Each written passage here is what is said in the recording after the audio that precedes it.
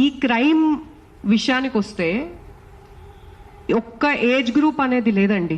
చిన్న పిల్లల నుండి, పాక్సో యాక్ట్ నుండి, మ్యారీడ్ విమెన్ వరకు కూడా, సింగిల్ విమెన్, సేఫ్టీ అనేది లేదు. మనము as a country, as a culture progress అవుతున్నాము అని ఎలా తెలుస్తుంది అంటే, గాంధీ గారు చెప్పారు, ఒక విమెన్ లేట్ నైట్ కూడా సేఫ్గా రోడ్డు మీద వెళ్తుంది అన్నప్పుడు వీఆర్ యాక్చువల్లీ ఇండిపెండెంట్ అని. ఆ ఇండిపెండెన్స్ కానీ ఫ్రీడమ్ కానీ ప్రొటెక్ట్ చేస్తూ మన Indian law, freedom of speech and expression, article 19(1)(a, we can express ourselves the way we want to. Freedom of speech, freedom of expression. So ప్రతి ఒక్కళ్ళకి ఆ right ఉంది. Article 21(a, it gives us the right to life and dignity. So లాస్లో అయితే constitution of India అనేది ఇచ్చిందండి. So Indian కల్చర్ని మనం represent చేస్తున్నాం అన్నప్పుడు, are you following the law? ఒక ఇన్ఫ్లుయెన్షియల్ పొజిషన్లో ఉన్నప్పుడు, when you are talking about another women, moral policing అంటే వస్త్రధారణ పైన ఎలా వేసుకోవాలి, that is your personal choice అండి. Nobody has a right to talk about another women that వే.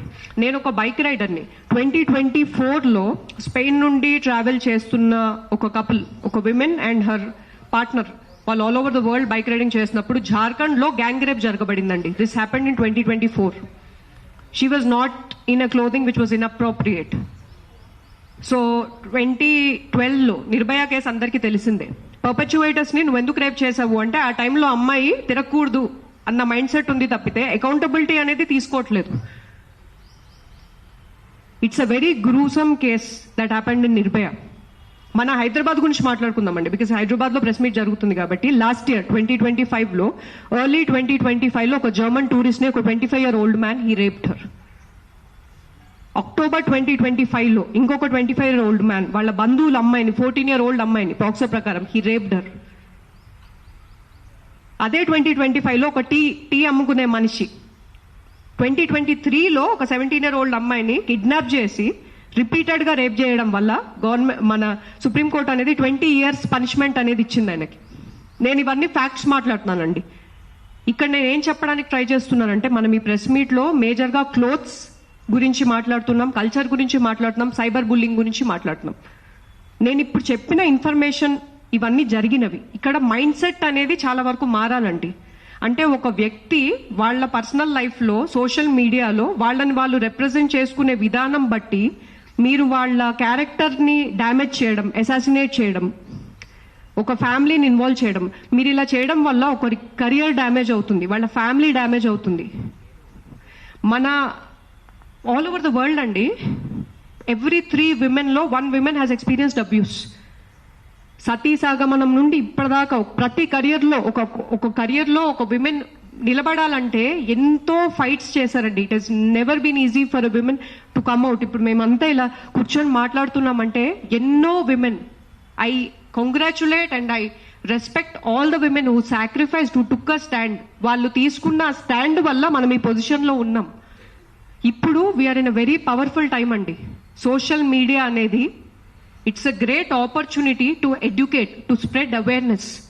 ఎప్పుడైతే మనము ఒకరి వస్త్రధారణ వల్ల ఒక వేరే జెండర్ని మనం ప్రొవోక్ చేస్తున్నాం అంటున్నామో, మీరు ఆ very moment you are diverting the mind set and you are saying, if I'm wearing a revealing clothing, it does not mean consent అండి. It does not mean I'm inviting another person to behave a certain way with me. Education is required and awareness is required.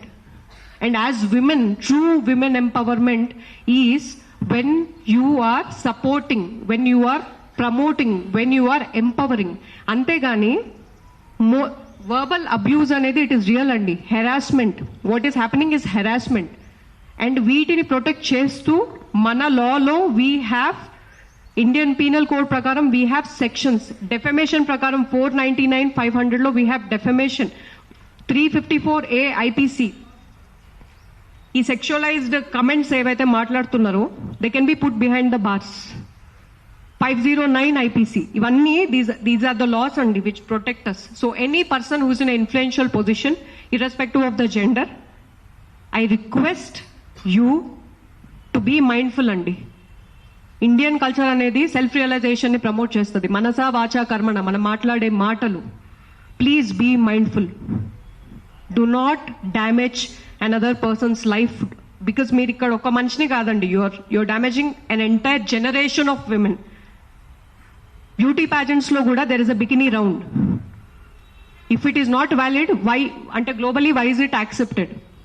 నేను ఒక beauty pageant లో I was one of the finalist.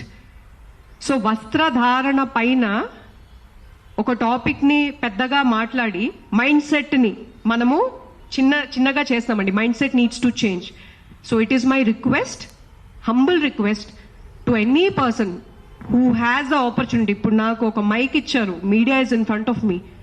It's a very powerful opportunity అండి. So let us not damage each other. Let us take that stand. Thank you.